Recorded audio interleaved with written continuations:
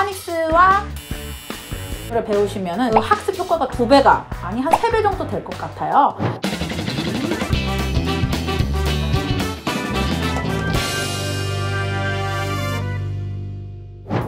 네, 여러분 안녕하세요. 저는 땅유목의 예슬쌤입니다. 오늘은 제가 여러분들에게 또 새로운 컨텐츠를 선보일 예정인데요. 우리가 앞으로 긴 시간 동안 함께 배울 새로운 컨셉은 바로 Phonics입니다. 한번 따라해 볼까요? Phonics. Phonics. Phonics를 배우시려면 도대체 Phonics가 무엇인가 아마 궁금하신 분들이 굉장히 많으실 텐데요. 우선 Phonics라는 단어의 어원을 함께 살펴보실게요. Phon 이라고 하면 소리라는 단어를 뜻합니다. Phon, 소리. 그래서 우리 왜 텔레폰 하잖아요. 그게 이제 어떻게 해야 돼요? 우리가 전화를 할 때 소리로 그 사람들과 같이 대화를 나누죠. 그리고 또 뭐가 있을까요? 메가폰이라는 단어를 들어보셨죠? 메가폰은 이제 감독님들께서 쓰시는 굉장히 그 목소리를 크게 해주는 이제 메가가 크다라는 뜻이고, 폰 역시 소리. 그래서 소리를 크게 증폭시켜준다라는 뜻의 메가폰이라는 단어가 있죠. 그래서 이제 phon, 소리, 사운드를 뜻해요. 그래서 Phonics에서 우리가 배우는 것은 단연 소리입니다. 저희가 이 Phonics를 배우기에 앞서서 여러분들께서도 공부를 해주셔야 되는 부분이 있습니다. 바로 알파벳입니다. 알파벳 하면 떠오르시는 생각이 무엇이죠? 맞습니다. ABC 노래일 거예요.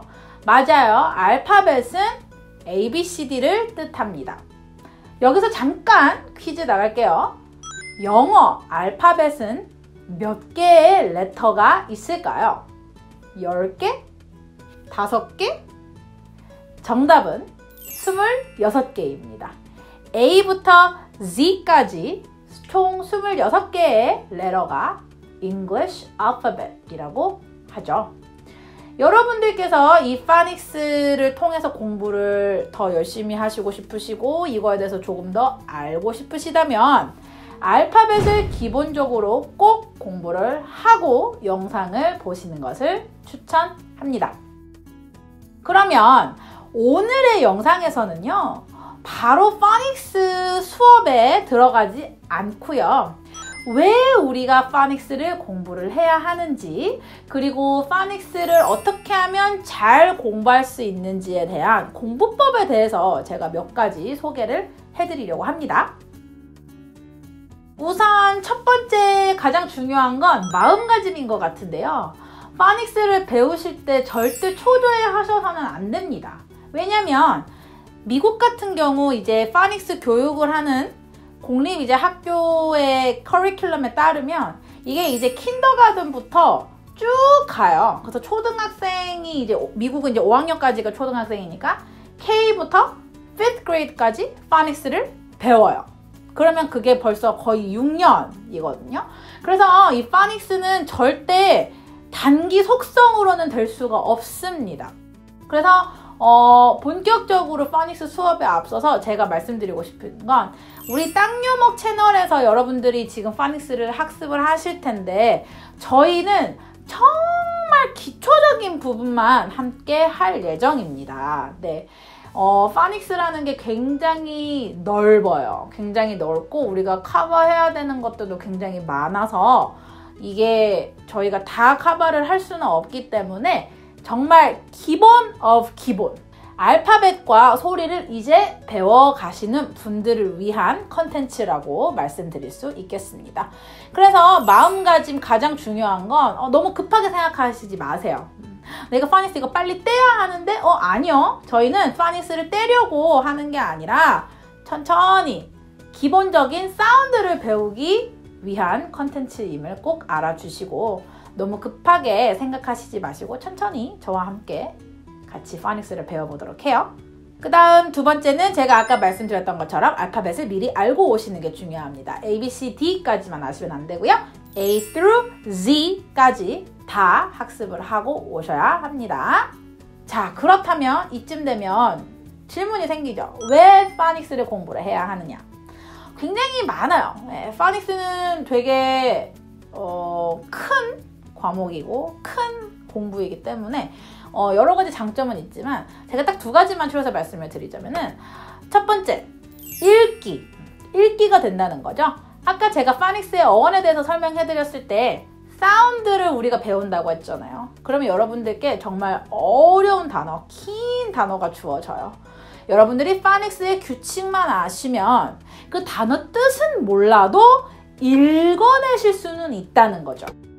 근데 그게 되게 나중엔 중요하거든요. 왜냐면 일단 그 단어를 보고 나서 우리가 소리를 내서 저게 저런 발음을 갖고 있고 저런 소리를 갖고 있다라는 거를 알아야 우리가 일상생활에서도 소리를 내서 대화를 나눌 수 있기 때문에 여러분들께서 이제 파닉스를 공부를 해야 하는 첫 번째 이유는 소리를 배울 수 있기 때문입니다. 읽기를 제대로 배울 수 있기 때문입니다. 두 번째로 파닉스를 왜 배워야 하냐면 파닉스를 공부를 하면서 단어의 철자도 익히게 됩니다. 가끔 철자는 되게 중요하지 않게 생각을 하시는 경우가 있는데요. 절대 그렇지 않습니다. 한글도 마찬가지로 님이라는 글자에 점 하나 찍으면 남 되듯이 영어도 마찬가지입니다. 철자가 달라지면 정말 완전 다른 특성의 의미를 담고 있는 단어가 될 수 있기 때문에 철자를 반드시 공부를 하셔야 되는데 파닉스 같은 경우는 이제 각 알파벳이 가지고 있는 소리를 통해서 한 스텝씩 우리가 그 알파벳을 막 적어보고 그럴 건데요. 그 친구들이 가지고 있는 소리를 배우면서 철자까지 같이 학습을 하게 됩니다. 당연하죠. 왜냐면 우리가 소리를 내면서 이 레터가 가지고 있는 소리는 이거구나. 이 레터가 가지고 있는 소리는 이렇게 되는구나. 적어보면서 발음하면서 눈으로 보면서 읽으면서 그 단어의 철자와 pronunciation 발음까지 우리가 알게 되기 때문에 영어라는 언어를 배우시기에 앞서서 이 파닉스라는 과목은 정말 중요한 과목이라고 말씀드릴 수 있겠습니다. 자, 그렇다면 저희 땅유목 영상을 시청을 하시면서 파닉스를 공부할 수 있는 좋은 방법 몇 가지 소개를 해드리고자 합니다. 첫 번째, 플래시카드 시스템입니다. 문방구에 가시면 이렇게 생긴 플래시카드가 있습니다. 이 사이즈는 사실 조금 큰 편이에요. 이제 저 같은 경우는 단순한 단어만 학습을 하는 게 아니라 단어의 뜻도 학습을 하고 이제 또 그 단어가 가진 다른 의미가 또 여러 가지 있을 수가 있고 또 저는 문장을 또 써보기도 하고 어떤 문장에서 사용이 되는지 저는 이제 단어를 공부를 할 때 그런 식으로 하기 때문에 제 플래시카드는 조금 커요. 근데 이렇게 작은 이거의 한 반 정도의 사이즈 플래시카드 굉장히 많이 팔거든요. 뭐 문방구 가셔도 좋고 다이소 가셔도 좋고 어디든 팝니다.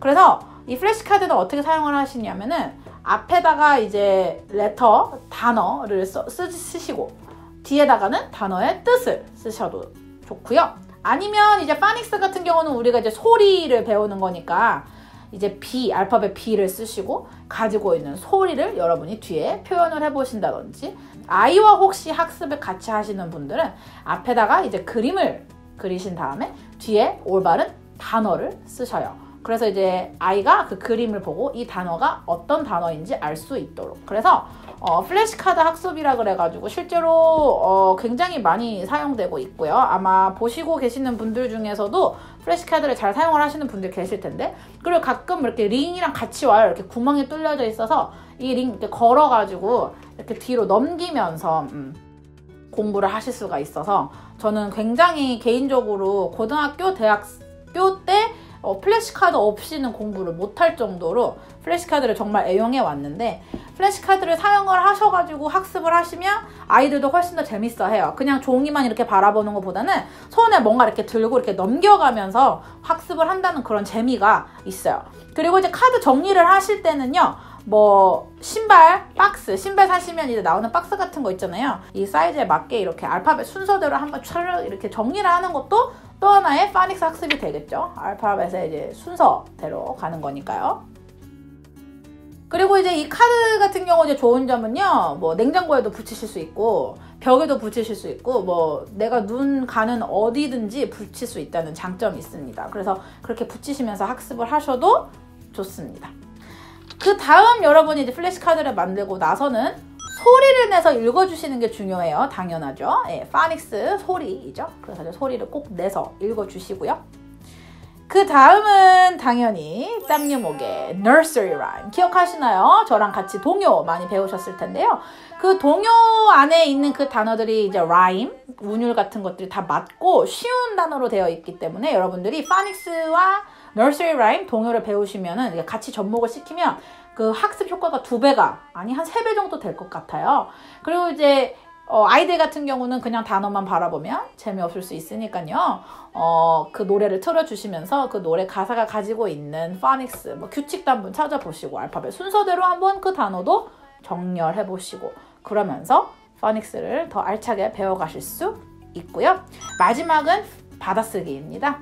많이 써보시는 거를 추천을 해요. 예, 아까 이제 철자 제가 말씀드렸는데요. 철자도 그냥 눈으로 보는 것보다는 계속 끊임없이 적어주시면 훨씬 더 쉽게 학습이 되실 겁니다. 네, 오늘 영상에서는 우리가 앞으로 파닉스에 대해서 이제 같이 배울 거여서 파닉스에 대해서 좋은 점 한번 알아봤고요. 어떻게 학습을 하면 좋은지에 대해서 알아봤는데요. 여러분들께 정말 유익한 영상이 되었길 바라며 저는 다음 시간에 본격적으로 파닉스 컨텐츠를 들고 여러분들 찾아뵙도록 하겠습니다. Bye bye everyone. See you next time.